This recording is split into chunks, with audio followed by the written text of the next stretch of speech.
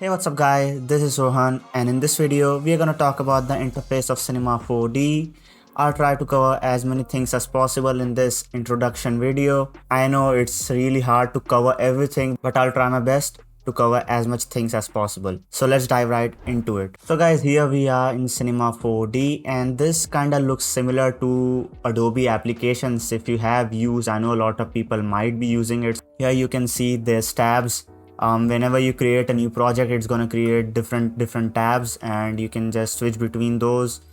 It's like, any browser which you use, it's similar to that. And if I create a new one here, it's gonna override it because there is nothing which was there on the older one, right? It was like empty. So what it does is that it clears the older one, creates a new one. If I create something here and then create a new tab, then it's gonna create a new one and it's not gonna override in this case. And whenever you create something and you try to delete it, it's gonna give this dialog and it's your choice what you want to do. Yes, no, cancel. I will press no right here because I don't need it. And here you see normal menu options. This stuff is like in every application, every single application. You can save project from here. This is edit right here. You can change preferences and there's a lot of options which you can do right there, similar to Adobe applications. Here we have create now. You can create everything from here, so I don't know what's the point of this, but they have just given it. Now this modes as well, there are options to do that as well. Right here you can see, like see this point, it's gonna correspond with this points as well, and everything is similar to what is here. The next one is select. Now again you can see this brush selection corresponds here, so they have made it in such a way that people can access from two places, so it will be up to the person's preference.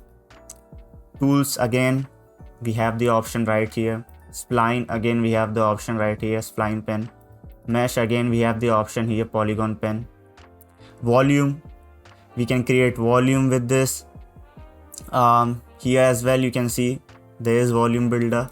MoGraph, cloner and stuff. So basically this MoGraph tab is for making MoGraph.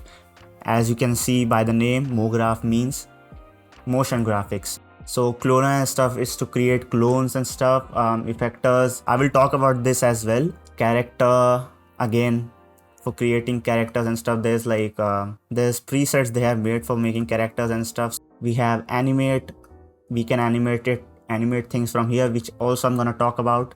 Simulation, again I'm gonna talk about that. There's like simulation tags which you can add by right clicking and stuff. We have forces right here again, which I'm gonna talk about. Tracker, I don't use this that much, so I don't know a lot about this, but a lot of people will not use, let's be real, because like how many percentage of people do motion tracking, right? I know some people, but yeah, there's an option. So, and render, this is like one of the most used ones right here. That's the only thing which I use here, other than the extensions which I use. Other than that, nothing I use here. For rendering, we have different render view. We have render region, interactive render region. Render views, basically it will show the final output of the render. Render region, we can render a specific part. Interactive render region, again this is like similar as well. Render to picture viewer, it will create a new picture viewer which will show you like the render. Add to render key, it's for like queuing and stuff. I have never done this. Render settings, of course, if I click on it, there's a lot of render settings which you can do to change like a render quality and stuff like that. Then we have extensions. Now extensions, if you have any installed on yours, you can see like I have Insidium, this is X particles and stuff like that. I use particle simulation, so I have it on my Cinema 4D. Grayscale Gorilla. Now if you are getting into Cinema 4D, you might know Grayscale Gorilla because they are really famous. That's it. Window, now there's a lot of options here. Mainly full screen mode, you can full screen.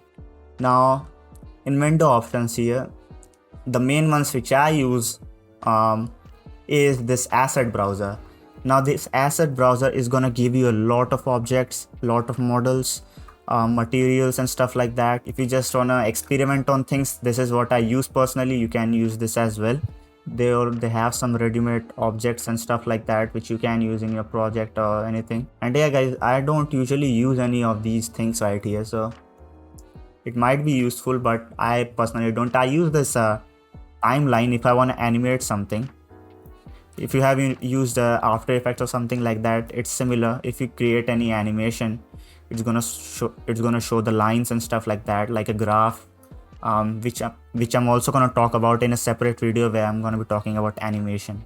Feel free to subscribe to the channel, guys, if you wanna know about that as well. I'm gonna be posting about that. And yeah, then help. You can see show help. You can contact them. You can contact Cinema 4D and stuff if you wanna ask some questions or something like that. You know, help. You can open that and search anything from here.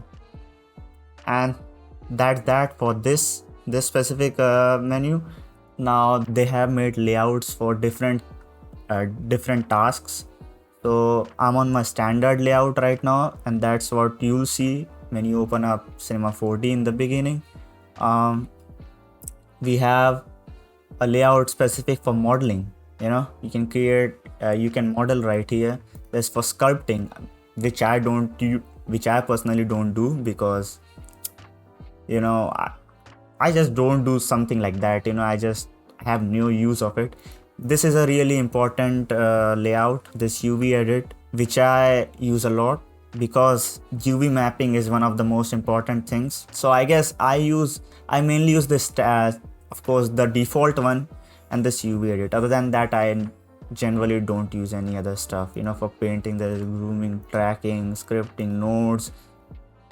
Yeah, I'm also gonna talk about how to create a layout in some time. Alright, so bear with me. You can create it from here, by the way. Alright, I'm gonna talk about it. Now let's come here, right here, this area. Now we have an option to see the asset browser from here, which I did from here, right? So there's like a shortcut to it. Now we have points mode, we have edges mode, we have polygons mode. So this is basically for modeling.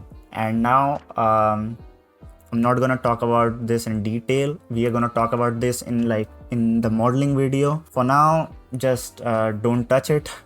It's for modeling. All right, this is the model mode. This is like the default which you are on, so don't change it right now. All right, keep it on this. This is for texture. You can scale texture, you can move texture and stuff like that, which we add. We can enable axis modification, meaning an axis is created when you place an object. So it's basically for moving, rotating and stuff like that. So you can move the axis point, you know. Enable snap, you can snap different components. We have modeling mode. Now there's like different options for modeling right here. All right, which I personally didn't have any need to use this stuff. So this is for work plane, so you don't have to worry about it as well. Work plane is this, basically the lines you see here. All right, you can see the icon, and you know, kind of corresponds with the lines right here. So the work plane right now is like straight, you know, you can see this is the work plane. Symmetry. So symmetry is used mainly for modeling. Like suppose there's like a symmetric object which you want to make. So why would you make the whole object, right? So what you can do is make half of the object, and then you can just, you know, put the symmetry on it. So it will create the other half by itself, because both are symmetric. You know, the one side is similar to the other side, so it's just gonna mirror it. There's like symmetry options.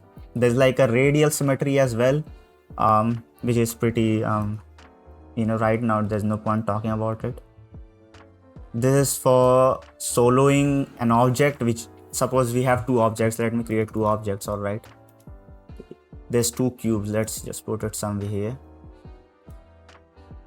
So we have two cubes. What I can do is solo it. So now you can see just the one, you know, not the other one. You turn it off, then you can see the other one as well.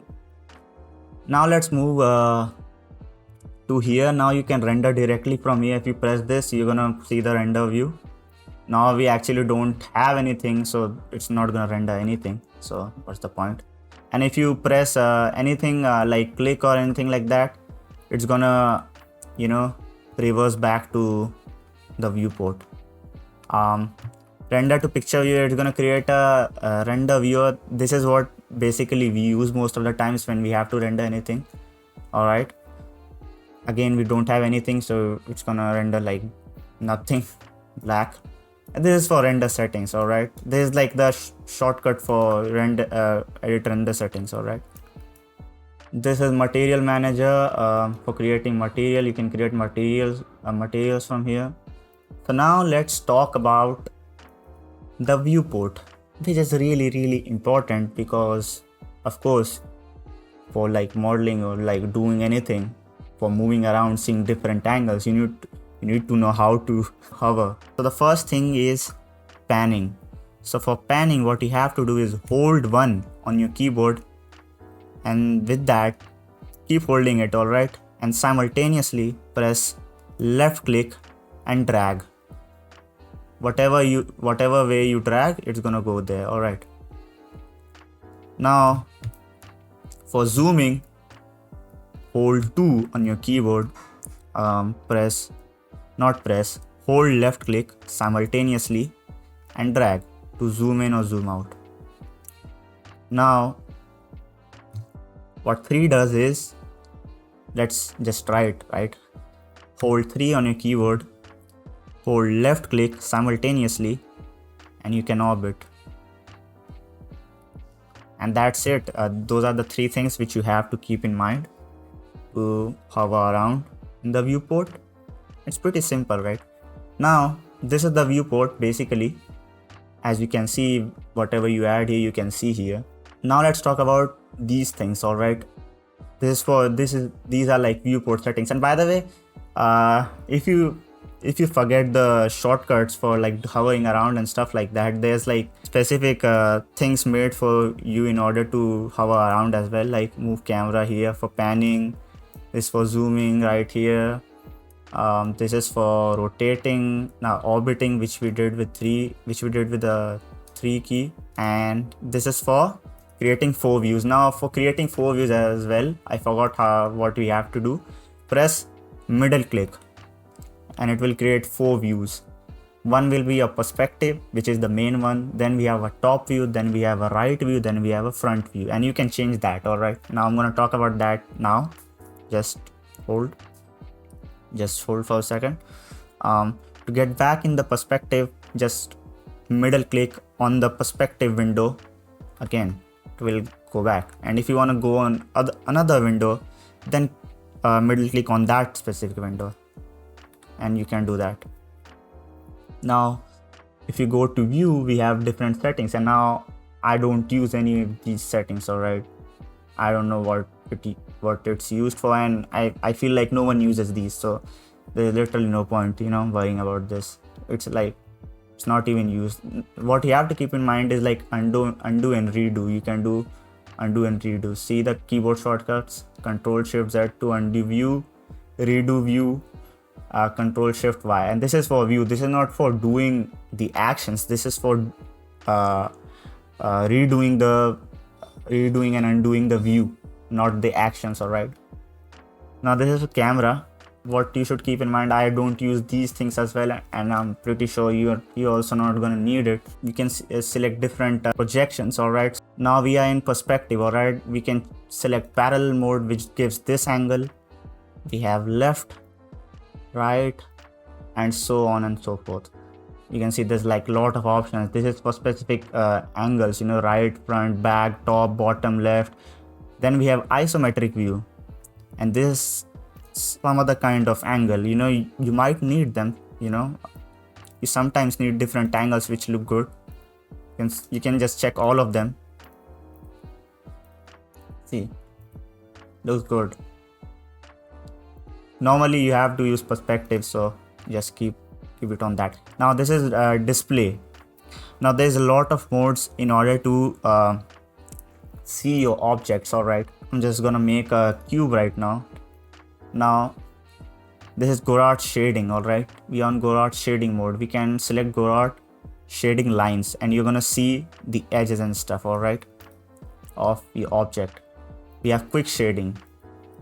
Now the difference between quick shading and Gouraud shading is that it gives, if we put a light or something in this area, it's gonna shade something. Alright, I'm just gonna show you. Alright, let's put a light. Alright, it will try to replicate some stuff which will happen in the render. Alright, and now it's not completely accurate, but it tries to replicate it. Alright, and this will take a little bit more time in order to process. If you do quick shading, it's not as accurate as that, and it's just a normal cube which has no light effect and stuff like that. It's gonna take less time. Alright, and we have quick shading lines, and the lines one is just basically adding the lines on the edges and stuff. Constant shading, now this just shades like like that. I don't know why it does it, but I don't know, like I have never used this. Again, lines on hidden line, you just see lines here now. Alright, nothing else. Then we have lines. The lines one is that it's just transparent. I mean, it's like, it feels like there's just lines, right? Nothing else. We have wireframe. Wireframe is basically the lines. Let's go back to Gouraud shading. You should keep it on this only. Alright, most of the times. Options. Now there's a lot of options which you can select right here, which will affect the viewport. Alright, the render is different, guys. Alright, the viewport is different. What you're gonna render is not what you see on the viewport, because if you do that, imagine how much time it's gonna take to process everything on the viewport, right? And to move it, right? It's gonna take a lot of time. So keep these default settings are good normally. Alright, you don't have to put all these things, depth of field and stuff like that. It's going to increase the processing time of your viewport. Filter, again, not that much of use. Like, you can stop seeing the work plane by unchecking it. You can remove anything from the viewport. So let's suppose if I click on the light, it's gonna make my light disappear, right? You're not gonna see the light then. Now you don't see the effect on the cube is there, but you don't see the light itself. Then we have panel, view 1, view 2. Again, when you middle click, you can see all the views, and you can select here from here as well. See, so our second view was top view. So when I press on view 2, it goes on the top view. View 1 was a perspective view. I guess that covers this area as well. And let's talk about all the panels. All right, so first of all, we talked about the viewport, which is basically what we see and what we are going to render. Not exactly how it looks like, but this viewport is the representation of what we are going to render, right? What we see. It's just going to make the viewport, whatever is in the viewport, look good. Then we have the objects panel. If I create something, it's going to go on the top like that. It's not going to go below. It's going to keep, piling up. It's similar to what you see in, other applications as well. So nothing new.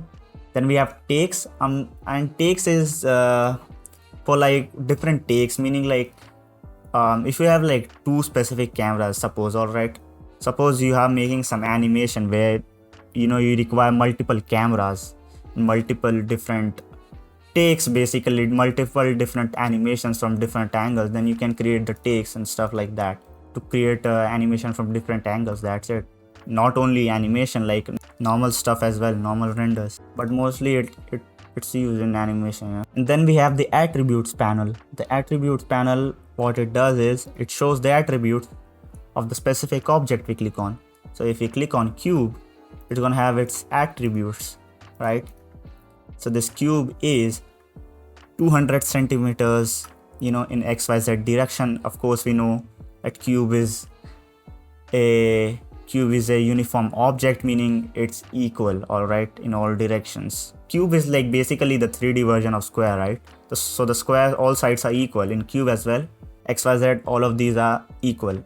If I change this one, then it's not going to be a cube, right? It's going to become a rectangle then. So this is what basically the attributes panel is for. Now for light, there's gonna be different settings. Now those coordinates and basic settings are gonna be same in all of the objects, but we have, some additional settings here which are not there in cube, and cube has some additional settings which the light does not have. All right, so these are all the settings for light which we are not going to talk about in this video. I guess let's start with the main things right now, as we have talked about the main panels, viewport, everything. Now let's talk about these shelf tools. So these shelf tools are the main ones which you have to use. Those are the main ones. So let's delete everything right now. The first one is for creating null. The null is mainly used for like organizing stuff and putting inside it and then naming it in order to distinguish between some stuff and not get confused. All right, so null is basically for that, or we can parent this null to something and animate it in order to animate the things which are inside of it. You can do that as well. So it has no use of itself, but it can help doing different stuff. It's similar to what we have in After Effects, stuff like that. Now whatever you see here which has like a little arrow in the corner, there's multiple different other options inside of it. Now for seeing those options, we have to hold the left click on the button, and you're gonna see different options inside of it. All right, these are all the curves which you can make. Now I can make a rectangle with the curve if I just click on it. All right, it's just a curve. All right, you can create different shapes with the help of this curve. We can add extrusion to it with this curve. In the second last video which I made, I did the same as well with the helix, that I extruded the helix which is inside of it. See, helix, I extruded it in order to make it look like a real geometry. You can do that as well, or you can render it as a spline as well. Then it has different things which you can make. All of them are made with curves. All right, everything right here. Then we have the main primitive shapes, cube, cylinder, plane, stuff like that. You can create all of them. If you again left click and hold, you can see the options. All right, for everything here as well. You can create text or text spline. Now text spline is basically again like this. All right, spline. You can call them curves or you can call them splines. All right, it's like the same. I actually got the habit of calling curves because I was recently using Houdini, which has curves. All right, but it's the same, splines or curves. This is made up of a real geometry. All right, this text, but this text spline is made up of the splines. Now we have this subdivision surface. This tool has basically stuff like that. Subdivision surface, we have extrude. So extrude is basically for extruding stuff like line, which I can tell you how to do it. All right, let me just show how you can do that. All right, make a rectangle and let's make extrude. Put this inside of it. Now you see this created a stuff like this. It's extruding it. Let me do some settings as well. See, you can do a lot of stuff with it. All right, now you don't need to know about this right now. I'm just going to talk about the interface. Let me focus on that. Then we have volume builder. Again, this is for creating volumes, none of your concern right now. This is cloner. You can easily understand what cloner means. It's for cloning. Matrix is similar to that. Fracture is creating different fractures to an object, which can help in stuff like destruction, stuff like that. Voronoi fracture, it's again similar to the fracture, but it's more random, I would say. Tracer, we have Mo spline, Mo instance. I usually don't use these. These are the main four things which I use, and even I fracture, I don't use personally a matrix. Main is the cloner. You need to know about the cloner first. All right, deformers are for deforming different things. All right, suppose I create a cube, then we can put a deformer on it. All right, and sometimes I also get confused in this, but when you add deformers, you have to put it inside the cube. All right, and when you are making cloner stuff like that, you have to put the cloner above and cube inside of them. So I also get confused sometimes. If you increase the strength in a specific angle, see, it's the cube is just gonna follow the this deformed area which is created. All right, that's it. You can use the keep length, which is not gonna change the length of the cube, but it's just gonna deform it. That's just a short description of that. Effectors, Again, this is used for affecting the cloners. You don't need to know about that now. Fields, again, what it does is affects when you apply on a cloner. If you suppose you have a scale parameter on like the cloner, alright, which you are not gonna understand. If you put a linear field, only the things which are inside the linear field are gonna get affected. That's it. Now this is for creating sky, flow, environment. Mainly we have to focus on this lighting now. Let's talk about the camera. Camera is for, of course, camera is camera, right? Easy to understand. Target camera, which can target on certain, object or stuff like that. Motion camera, stereo camera, which I don't use. There's like a camera morph. We can use two cameras in order to morph them from one to another. Alright, suppose we have animation. First, it's in the first camera. Alright, we have a second camera in another angle. Like you can switch between the first and the second camera, alright, and not like directly from the first to the second in a very linear manner. Then we have the lights. Alright, there's multiple different lights which gives lights to like all the angles. Mostly we use area light, which throws line straight. Spotlight, it casts light in like circle kind of area. Infinite light, if you put like the infinite light, it's like going everywhere, it's not stopping, alright, it's not fading or something like that.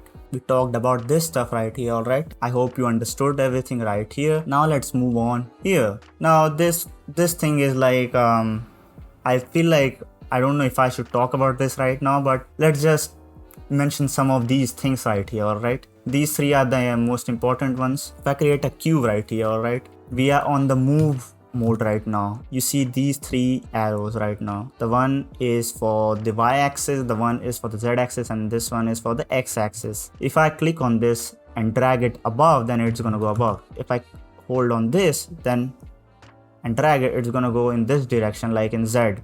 This one in y direction, and this one is gonna be in x direction if I hold and move it. Now you can move all of them together by just clicking anywhere and moving like that, but it's inaccurate, so you shouldn't do it. Again, you can do the combination of it, like this one. This red one excludes the x-axis and moves in the y and the z one, alright. And similar to that, this blue one excludes the z one, alright.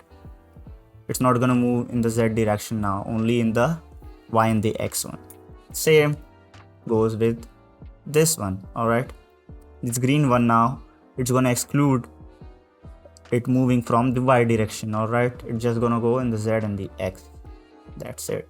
And we are doing this in this move mode. Now on default it has already selected move tool, alright. I accidentally said move mode, but when you select the move tool, you are in that mode, alright. Now we have rotating tool. So if we use the rotating tool, now we have the option to rotate it, and it's similar to what we do in the move tool. Here you are just rotating it by the axis.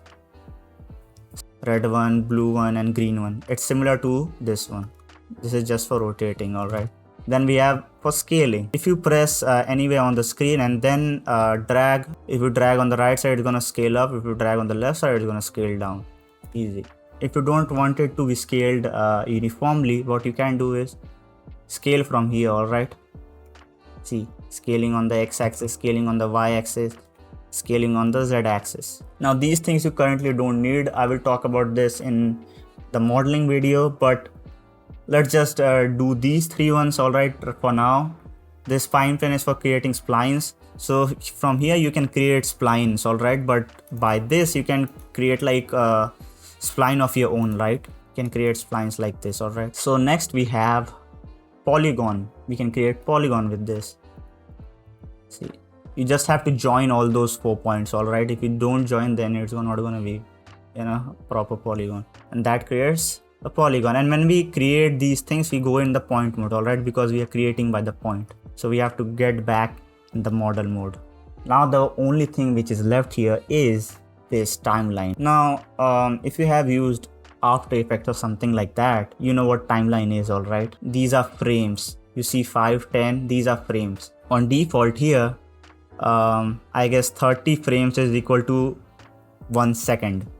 In this Cinema 4D, it's different everywhere, like on default, but in Cinema 4D 30 frame is equal to 1 second. And this is how a video is made. If you don't know anything about it, any video you see on the internet or everywhere, it's made up of frames. It's not like a video by itself, but video is made basically by certain amount of pictures. So here right now in 1 second there's like 30 frames being shown to you.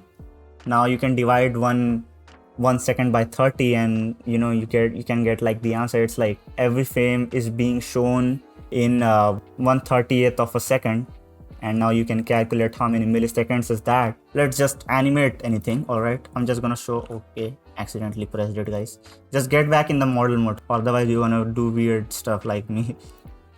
Let's select the cube. Either you can select the cube by pressing here or pressing on the cube in the viewport. And how you can animate is on the 0th frame.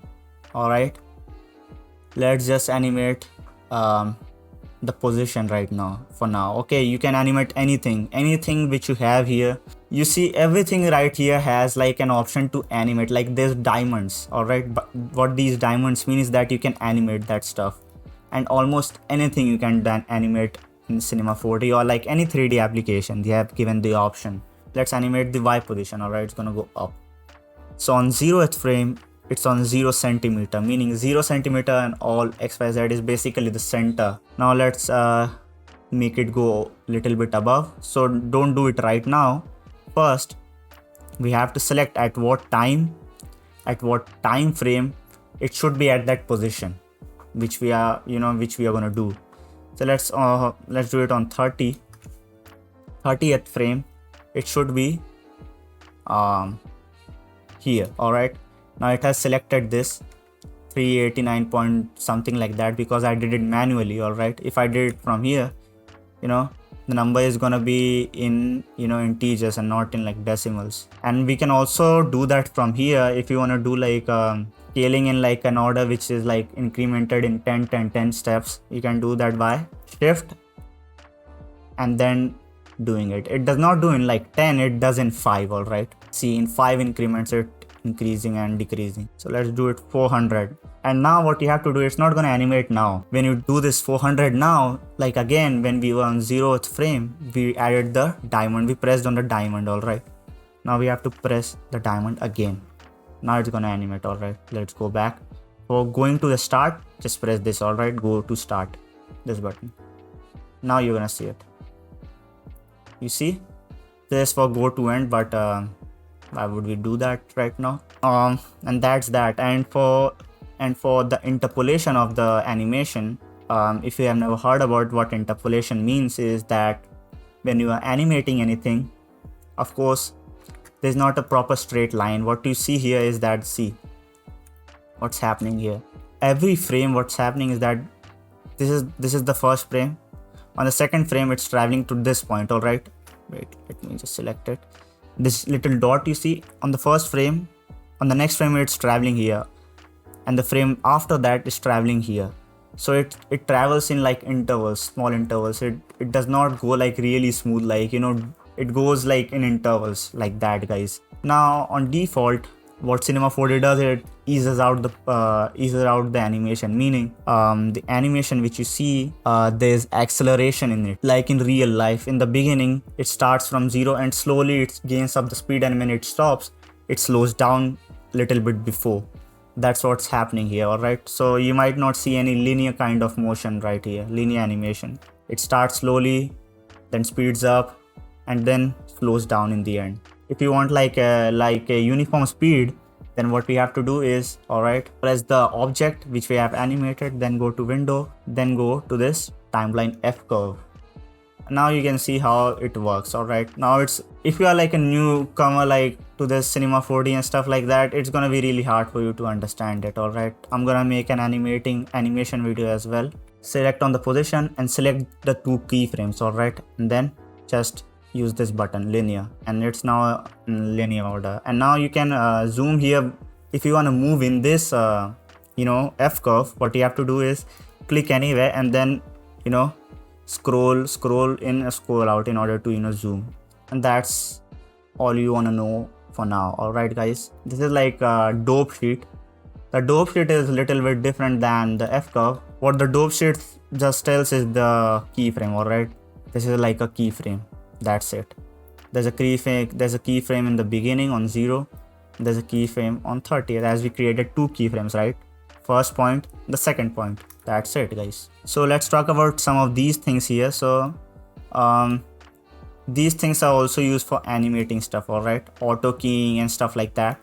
So most of the times we don't use this auto key and stuff like that. The reason is because they're just keyframes everything, all right? Everything like rotation, movement and stuff like that, scale, keyframes everything. So we don't need to do that. So I would not recommend to use this auto keying. That's why I don't talk about it. You can specifically do keyframes on this position, rotation and scale, which you can do as well, but still it's gonna do on all directions like XYZ, everything. So you don't need to do that as well. So the best way to animate anything is by going there, then selecting a specific parameter and then keyframing it. All right, that's the best way. That's it. And what I wanted to talk about was manipulating an interface, like how to make your own layout. All right, when you just start up Cinema 4D, you see this layout. This was not like it was before. Cinema 4D has different layout, which I liked more than this new one.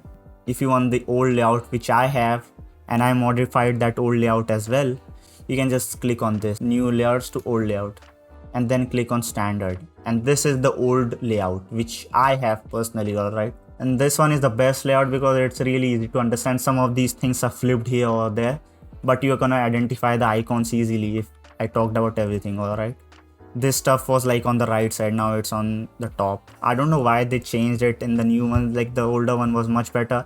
You have like a material manager, right here, which is way better than what it is right now. Newer default one. You can create directly material from here and you can see the preview here. And other than that, like a lot of stuff is similar, so you don't have to worry about it. Now let's create some interface changes if you want to do anything. So the first thing which I do is add the IP on the right side. If you have Redshift, you can put that right here. I don't expect everyone to have like Redshift and stuff like that, but if you don't have it, then you can keep it like this, all right? There's no need, but I have it. So what I do is that let's just turn on Redshift for now. Select Redshift and then Redshift under view, and I can dock it. And I can just dock it above. All right, we have this above, and we can put the objects panel right here. All right, you can do any stuff like that. Now I don't need this asset manager right here, so I can undock and just delete it. All right, if you have anything extra, then just remove it. All right, we don't need this takes as well. We don't need the layers right now. So this is what you can have. The objects, the attributes, all right? I put it like this. This is like really easy. You have the render above, and whatever you make here, you can just directly see it here, all right? This is what you can have. And when you made these things, now don't forget to save it, all right? When you did these changes in your layout, what you can do is click on plus here and save it as startup layout. Now I don't want to do it, all right?